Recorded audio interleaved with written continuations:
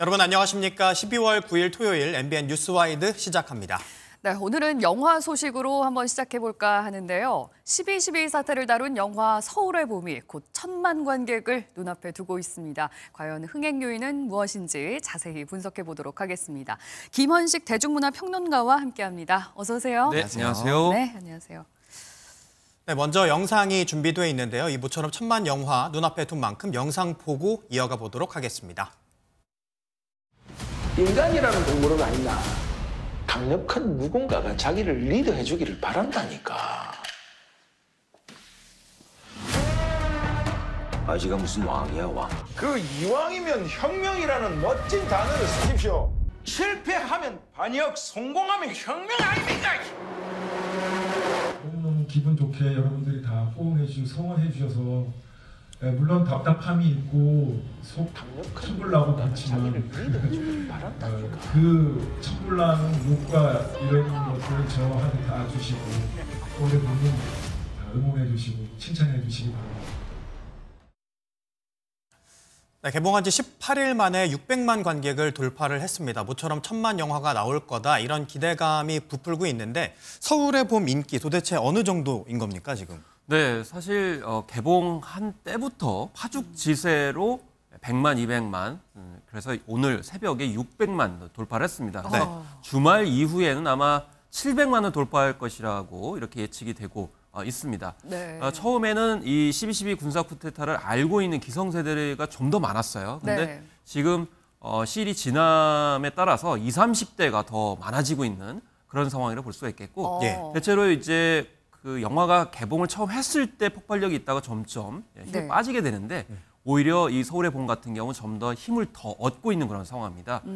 우리가 이제 범죄도시 3 같은 경우는 1,000만 관객 돌파했습니다만은 뒤로 갈수록 좀 힘이 빠졌었거든요. 네. 그런데 이 서울의 봄 같은 경우는 더 힘을 얻고 있는 그런 상황이라고 보겠습니다. 네.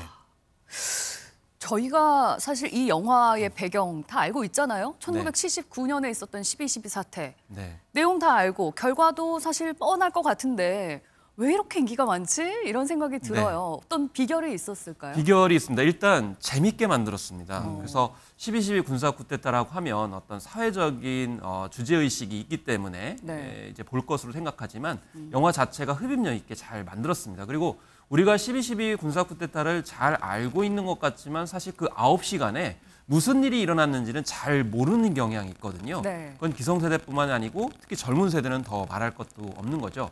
그리고 우리가 흔히 49대 51 법칙일 때 좀 더 긴장감 있게 흥미를 느낀다고 하는 건데 네, 그게 뭐예요? 군사 41대 쿠데타를 일으킨 사람은 성공시키려고 하죠. 네. 이 사람들과 막으려고 하는 사람들의 힘이 거의 대등한 수준이에요.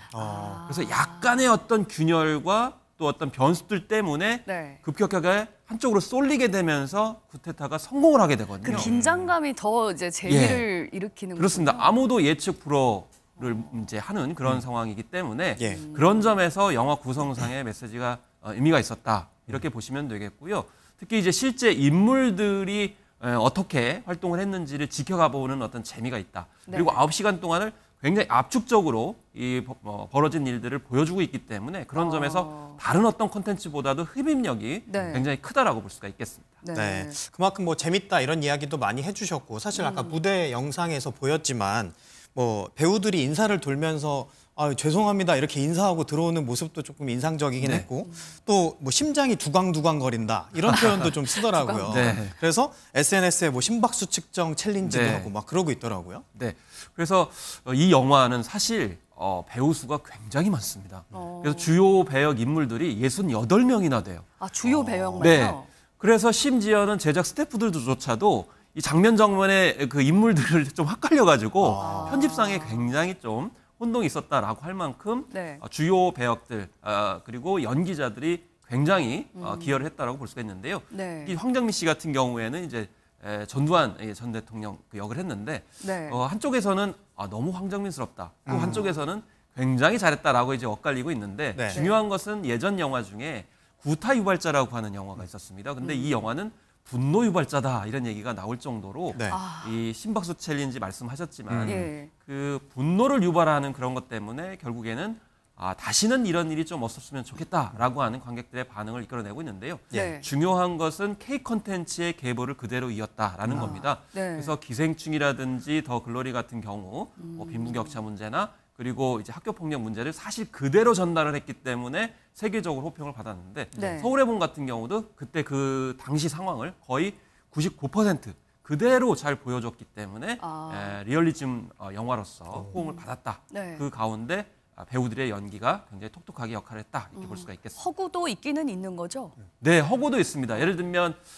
정우성 씨가 너무 자세히 굉장히 말씀해 주시면 안 됩니다. 저는 아직 영화 멋있게 못 나왔는데 봤거든요. 네. 혼자 뭐 이렇게 막는 장면도 있는데요. 네. 그런 장면들은 사실과 다른다는 점 이제 말씀을 드리겠습니다. 네, 알겠습니다. 이 영화 서울의 봄이 흥행하면서 정치권에서도 이 영화가 자주 거론이 되고 있습니다. 어떤 얘기들이 오갔는지 영상으로 준비되어 있거든요. 먼저 보고 오시죠. 서울의 봄 영화를 보았습니다. 애국심은 없고 사적 욕망의 카르텔이 어떻게 국가를 위험에 빠뜨리는지도 보았습니다. 윤석열 정권 국민의힘 관계자들이 꼭 한번 봤으면 좋겠습니다. 몇십 년 지난 군사 정권과 결부시켜서 악마화하는 것은 나쁜 정치인 것 같고요. 저는 오히려 그분들에게 같은 감독이 만든 영화 아수라를 보시라라고 다시 한번 권해드리고 싶습니다. 네, 사실 저희 프로그램이 정치 이슈를 또 많이 다루기도 하고 네. 그래서 네. 정치인들의 얘기도 눈여겨들을 수밖에 없는데 유독 이 서울의 봄 영화를 많이 언급을 하더라고요. 정치권에서 어떻게 보면 영화를 자꾸 현실 정치에 네. 가져와서 논쟁까지 네. 끌어가는 이런 상황들을 문화평론가적인 입장에서는 어떻게 보고 계신지 궁금합니다. 네, 사실 이제 내년 총선이 다가오는 그 상황이기 때문에 이 네. 서울의 봄을 내년 총선과 연결 지으려는 하는 뭐 그런 움직임도 있다라는 네. 이제 보도도 나오고 있는데요. 사실 2030 세대의 표심이 지금 굉장히 중요하게 이제 부각이 되고 있는데 사실 2030 세대들은 정치적 맥락에서 보고 있지는 않아요. 그냥 공정하지 않은 사안에 대해서 이런 일이 정말 있었단 말이야? 이건 말도 안 되는 거 아니야? 라고 해서 같이 참여를 하고 있는 것이거든요. 그렇기 때문에 우리 사회가 공정하지 않은 것에 대해서 2030 세대가 공정세대라고 할 만큼 굉장히 예민하게 반응을 하고 있기 때문에 네. 중요한 것은 우리 사회의 공정하지 않은 부분들을 정치권들이 개선하기 위해서 중지를 모아야 하는 것이 우선이지 않나. 그렇게 했을 때 오히려 2030 세대가 표심을 그쪽으로 주지 않을까. 네. 뭐 이런 생각을 평론가 입장에서는 하게 됐습니다. 네. 반대로 오히려 이런 정치 관련 영화들이 나오면 그걸 또 2030 세대가 보면 이거를 통해서 젊은 사람들이 현실 정치를 이해하는데 더 도움이 될 수도 있겠다 이런 생각도 들긴 하거든요. 제일 중요한 것은 이제 원칙과 룰이죠. 그래서 네. 이 군사 쿠데타라는 거는 원칙과 룰이 있었는데 특히 이제 헌정 질서가 있었음에도 불구하고 그것을 사적 권력욕을 위해서 희생을 했던 거거든요. 네. 그렇기 때문에 앞으로도 이런 원칙과 룰, 또 헌정 질서 이런 것들을 준수하는 것 여기에 이제 2030 세대들이 더 주목을 하는 것이지 네. 어떤 특정 당리당략의 이제 관점에서 보는 그렇죠. 것은 오히려 더 역풍이 불 수도 있다라는 네. 점에서 좀 조심해야 될 필요성도 네. 저는 있다고 봅니다. 네. 그리고 이렇게 서울의 봄이 흥행을 하면서 이 근현대사 영화들이 다시 한번 또 주목받는 모습을 보이고 있고 또 실제로 어떤 영화들의 계보 순서대로 이렇게 보시면 역사를 이해하는 데 도움이 된다 이런 것들도 많이 나오는데 어떤 영화들 좀 주목받고 있나요? 물론 이제 뭐 1950년대에 국제시장부터 시작을 해가지고 1993년 뭐 공작까지 많이 언급이 되고 있습니다. 뭐 예. 중간에 효자동 이발사도 박정희 권위정부 시절에를 볼 수 있는 그런 내용이기도 한데요. 이 영화와 직접적으로 연관이 있는 것은 이제 남산의 부장들이 되겠습니다. 그래서 남산의 부장들 같은 경우에는 이제 박정희 전 대통령 이 저격 암살 사건을 다루고 있고 그 뒤에 이렇게 12.12 군사 쿠데타가 나오기 때문에 네. 직접적으로 이해할 수 있는 영화 중에 하나죠. 공교로운 것은 이 남산의 부장들에서는 이성민 씨가 박정희 전 대통령 역할을 했었거든요. 예. 근데 서울의 봄에서는 이제 정승화 참모총장 역할을 해가지고 또 묘한 인연을 이제 갖고 있습니다. 그래서 그 군사정부 이후에 다시 또 군사정부가 들어서는 그 중간에 그런 내용이 바로 서울의 봄이라는 영화가 되겠고요. 네.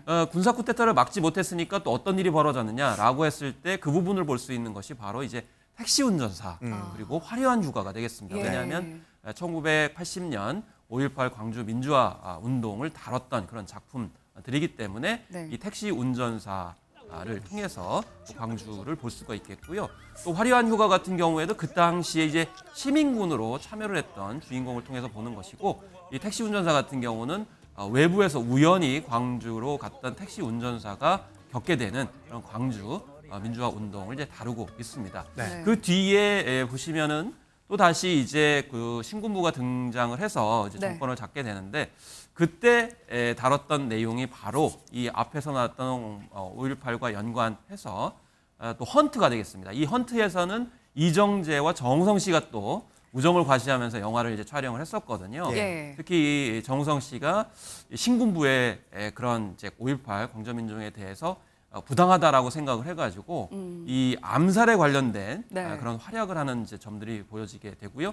그 뒤에 이제 1987이라고 해서 6.29 선언 이후에 민주화 과정을 또 그린 작품들, 이런 작품들이 쭉 많이 언급이 되고 있습니다. 이게 주말인데 볼 게 너무 많아졌습니다. 네. 저도 오늘 이 영화 저녁에 이제 방송 끝나고 보려고 예매를 해뒀는데 오늘 평론가님 말씀을 들어보니까 더 재밌게 볼 수 있을 것 같습니다. 오늘 말씀 감사히 잘 들었습니다. 고맙습니다. 감사합니다.